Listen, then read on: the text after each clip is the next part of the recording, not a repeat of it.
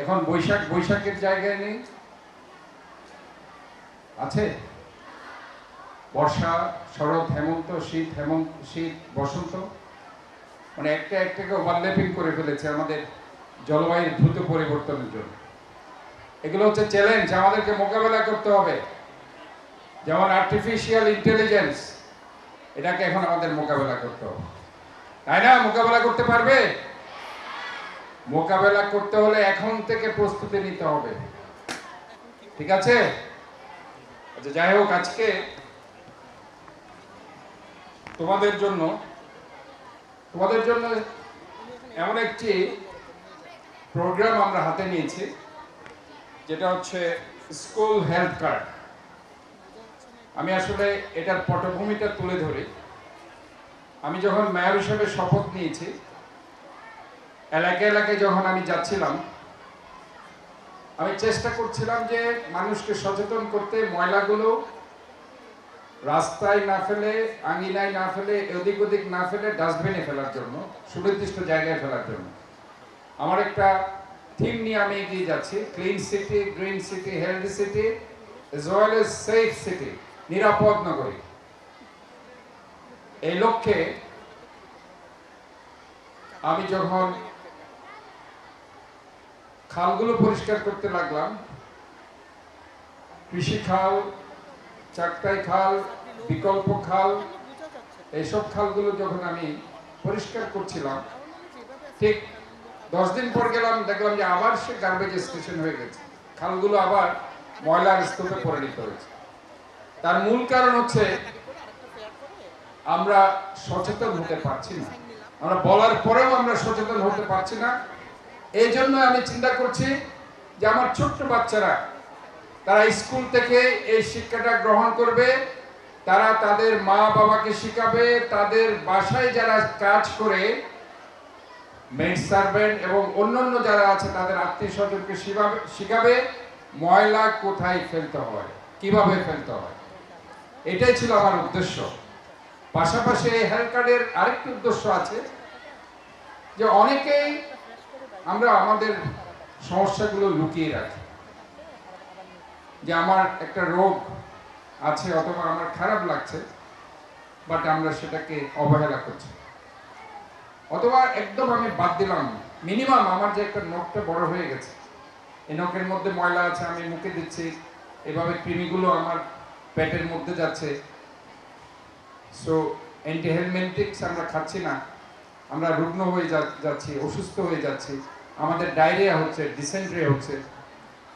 অথবা আমার বাথরুমটা ক্লিন না, পরিষ্কার না, আমি একটা আনহাইজিন বাথরুমে যাচ্ছি, সেখানে আমার বিভিন্ন ধরনের সমস্যা হয়ে যাচ্ছে, প্রস্রাবের ইনফেকশন হয়ে যাচ্ছে, ইউরিন ইনফেকশন হয়ে যাচ্ছে।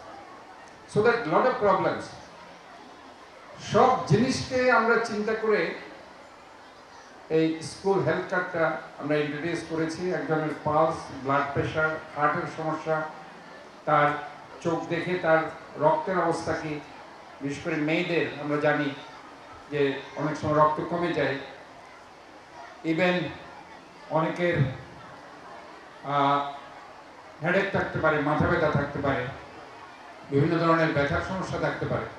সব মিলিয়ে কিন্তু আমাদের এই যে হেলথ কার্ডের ইনস্টিটিউট, আজকে এই অনুষ্ঠানটিতে সভাপতিত্ব করছেন চট্টগ্রাম সিটি কর্পোরেশনের সম্মানিত প্রধান নির্বাহী কর্মকর্তা শেখ তহিদুল ইসলাম। যেই দুইজনকে আমি আসলে ধন্যবাদ দিয়ে আমার বক্তব্যটা শুরু করছি, সেটি হচ্ছে আজকের এই প্রোগ্রামটির উদ্যোক্তা বিশিষ্ট শিশুরোগ বিশেষজ্ঞ, যার হাত ধরে প্রায় 70 থেকে 80টি বই শুধু বাচ্চাদের জন্য উনি লিখেছেন, অধ্যাপক ডাক্তার প্রণব কুমার চৌধুরী, এবং আমাদের এই সিটি কর্পোরেশনের প্রধান শিক্ষা কর্মকর্তা কিসিঞ্জার চাকমা।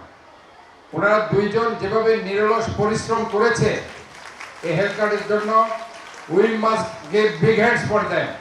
আমরা করতালি দিয়ে তাদেরকে শুভেচ্ছা জানাবো, অভিনন্দন জানাবো।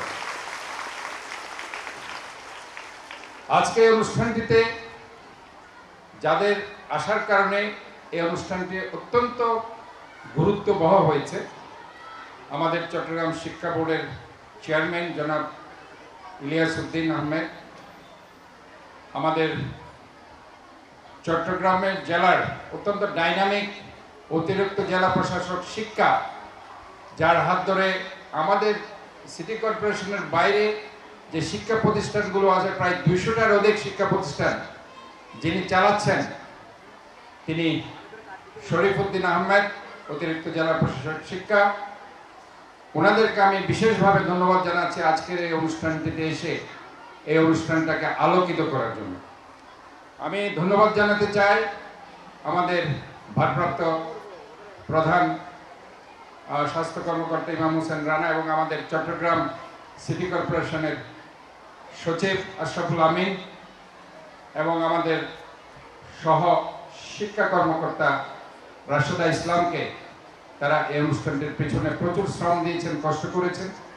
এবং সবচেয়ে বেশি আমি ধন্যবাদ জানাবো এই কাপাসগোলা স্কুলের শিক্ষক, শিক্ষিকা, ছাত্র ছাত্রী বৃন্দ এবং পাশাপাশি আজকের যে অধ্যক্ষ স্কুল অ্যান্ড কলেজের, যারা এই অনুষ্ঠানটি করার জন্য নিরলস পরিশ্রম করেছে। তোমরা হয়তোবা জানো, সেদিন প্রধান উপদেষ্টা চট্টগ্রামে এসেছিলেন। সেদিন সার্কিট হাউসে কিন্তু একটা স্কুলের নাম বলা হয়েছিল, সেটা হচ্ছে কাপাসগোলা স্কুল। আমি বলেছি আমি একটি হেলথ কার্ডের উদ্বোধন করছি, সেটা কাপাসগোলা স্কুল, কারণ উনি স্কুল সম্বন্ধে জানে। ওনার বড় ভাই সম্ভবত এই মসজিদের দায়িত্বে ওনাকে সদস্য হিসেবে আছে, কাজে উনি খুব খুশি হয়েছেন যে স্কুল থেকে আমি প্রোগ্রামটি শুরু করছি। কাজে আমার মনে হয় যে আজকে আমরা সবাই একটা ইতিহাসের অংশ হিসেবে থাকলাম এই কাপাসগোলা স্কুল সহ। তোমরা এতে গর্বিত কিনা?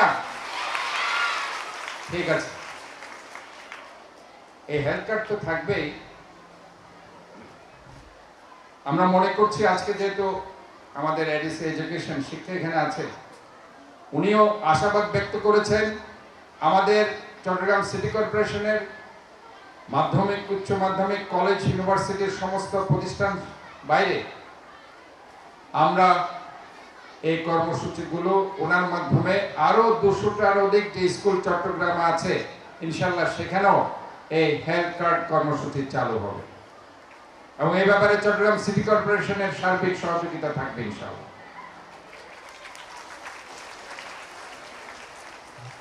আমরা মনে করি যে এই শহরটাকে আমাদের সবাইকে ভালোবাসতে হবে। আমরা চাই না আর আমাদের ব্রেইনটাকে বাইরে পাচার করতে, ব্রেইন যাতে ড্রেন না হয়, ঠিক আছে? ব্রেইন আমরা ড্রেন করব না, বাইরে পাচার করব না টাকার মতো।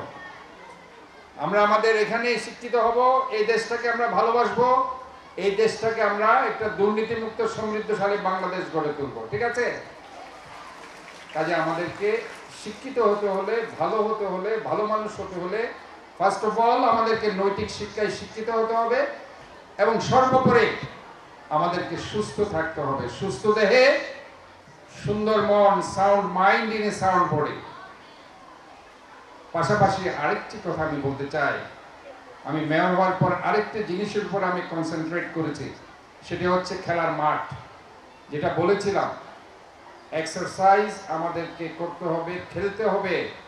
এই ছোট্ট আইফোনের মধ্যে দিয়ে কিংবা ছোট্ট একটা মোবাইলের মধ্যে দিয়ে আটকে রাখলে হবে না, আমাদেরকে জগৎটাকে দেখতে হবে, আমাদেরকে খেলতে হবে, আমাদেরকে শরীর চর্চা করতে হবে, ফিট থাকতে হবে, ফিজিক্যাল এক্সারসাইজ করতে হবে।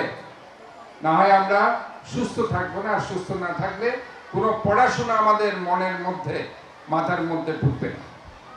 কাজেই সব কিছু ঢোকাতে হলে আমাদেরকে সুস্থ থাকতে হবে এবং সুস্থ থাকতে হলে আমাদেরকে যে হেলথ কার্ড আমরা ইন্ট্রোডিউস করছি, আমাদের ডক্টররা সেখানে করবেন। আমি আরেকবার প্রণব কুমার চৌধুরীকে ধন্যবাদ জানাতে চাই এই জন্য যে স্কুল থেকে সিগনেচার নিয়ে যে কোনো অসুস্থ বাচ্চা যদি ওনার কাছে যায়, উনি বিনামূল্যে দেখবে, এই জন্য ওনাকে আমি আবারও ধন্যবাদ জানাচ্ছি। এবং আমি ওনাকে বলতে চাই যে একটা টিম করে ফেলার জন্য কিছু চাইল্ড স্পেশালিস্ট নিয়ে, যাতে করে কাপাসগোলা স্কুল সহ প্রতিটি স্কুলে আমরা এই কার্যক্রমগুলো দ্রুত আমরা এটা শুরু করতে পারি। আমি মনে করি যে তোমরাই আমাদের সম্পদ। আজকে আমরা এখানে আছি, একদিন একটু আগে তোমরা হাত উঠিয়েছো না, কয়জন মেয়র হবে? তোমাদের মধ্যে যে স্বপ্ন আমি দেখেছি এটা ইনশাআল্লাহ বাস্তবে আমাদেরকে রূপ দিতে হবে। সেটা দিতে হলে একাগ্রতা, নিয়মানুবর্তিতা, সময়ানুবর্তিতা, শিক্ষকদের শ্রদ্ধা, অভিভাবকদের উপর সম্মান, শ্রদ্ধা, ছোটদের স্নেহ, সেগুলো কিন্তু থাকতে হবে। শিক্ষকদের সম্মান করতে হবে, এটার কোনো বিকল্প নেই। মা বাবাকে সম্মান দিতে হবে, এটার কোনো বিকল্প নেই। মা বাবা যাকে দোয়া করেছে, শিক্ষক যাকে দোয়া করেছে, সে কিন্তু উপরে উঠে গেছে। আর শিক্ষকের দোয়া যে পায়নি, মা বাবার যে দোয়া পায়নি, সে মানুষ হতে পারেনি। এটাই কিন্তু ইতিহাস।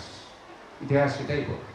কাজে সবসময় মনে রাখতে হবে, মা বাবাকে সম্মান করতে হবে, শিক্ষক শিক্ষিকাদের সম্মান দিতে হবে এবং ছোটদেরকে আদর দিতে হবে।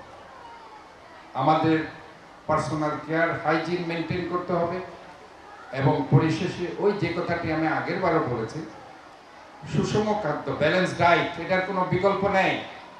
আমাদের মনে রাখতে হবে, আমরা কিন্তু খাদ্যের মধ্যে অনেক সময় এদিক ওদিক করে ফেলি।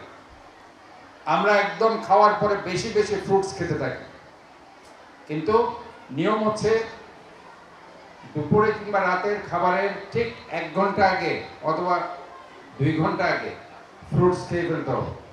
ফ্রুটস খাওয়ার পরে কোনো কাজে আসে না। ফ্রুটসের কাজ কি?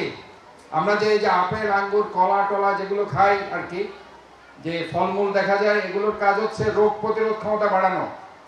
আমাদের যে ভিটামিন আছে, vitamin C, vitamin A, vitamin D, vitamin E, vitamin K, vitamin B complex, এগুলোর মূল কাজ হচ্ছে আমাদের রোগ প্রতিরোধ ক্ষমতা বাড়ানো।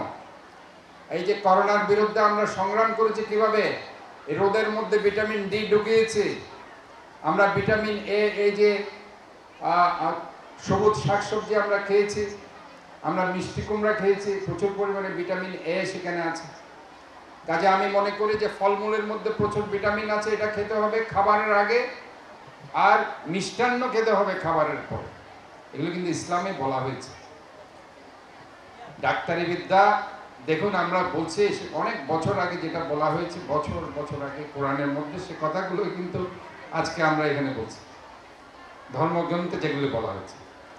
কাজে খাবার আগে ফ্রুটস, খাবারের পরে হচ্ছে মিষ্টি, এটা মনে রাখতে হবে। আরেকটা হচ্ছে স্কুলে আসার আগে ব্রেকফাস্ট, আমরা যে সকালের খাবার না খেয়ে আসি, সকালে যে আমরা ব্রেকফাস্ট অনেকেই করি না, না খেয়ে দৌড় মেরে স্কুলে চলে আসি, কিন্তু কোনো লাভ হবে না। কারণ আমাদেরকে প্রায় 6, 7, 8 ঘন্টা স্কুলে থাকতে হয়। ব্রেইন কাজ করবে যদি আমি সকালে নাস্তাটা খেয়ে আসি, এবং সেটার জন্য আর্লি সময়ের মধ্যে যে নাস্তাটা আমরা করতে পারি সেটা হচ্ছে কি, একদম আমি কিছু খেলাম না, 1 গ্লাস দুধ আমি যদি খেতে পারি, অথবা 1 কাপ দুধ, 1টি কলা আর 1টা ডিম। এই রুটি অমুক সমুক এত কিছু বানাতে গিয়ে, সময় নষ্ট করে ভাজি টাজি বানাতে গিয়ে বাচ্চার স্কুলের সময় চলে যাচ্ছে। ওইদিকে না গিয়ে দুধ, কলা, ডিম এটা খেয়ে যদি আসা যায়, এটা একটা ব্যালেন্স ডায়েট। এতে করে ব্রেইনের ওয়ার্ক হবে এবং আমরাও সবসময় একটা সুস্থ আমরা বাচ্চা পাবো। সুস্থ বাচ্চা পেলে আমরা একটি সুস্থ স্কুল পাবো, এবং সুস্থ স্কুল যদি আমরা পাই, তাহলে অবশ্যই আমরা একটা সুস্থ জাতি পাবো, এবং সুস্থ জাতি পেলে আমরা একটি দুর্নীতিমুক্ত, সমৃদ্ধশালী, একটি গঠনমূলক আদর্শ রাষ্ট্র এবং বাংলাদেশ আমরা গড়ে তুলতে পারবো ইনশাআল্লাহ। আমরা তোমাদের দিকে তাকিয়ে আছি, তোমাদের হাত ধরে এই বাংলাদেশ জেগে উঠবে, এবং এই প্রাচ্যের রানী বন্দরনগরী চট্টগ্রাম, আমাদের যে স্বপ্ন, clean city, green city, healthy and safe city, সেটা আমরা গড়ে তুলতে পারবো তোমাদের হাত ধরে। ধন্যবাদ সবাইকে আজকের এই অনুষ্ঠানটির জন্য। নগদ পেমেন্টে 500 টাকা পর্যন্ত ক্যাশব্যাক, আর লেনদেনে প্রতিদিন ডিপ ফ্রিজ এবং ঘন্টায় ঘন্টায় এসি, টিভি সহ দারুণ সব গিফট।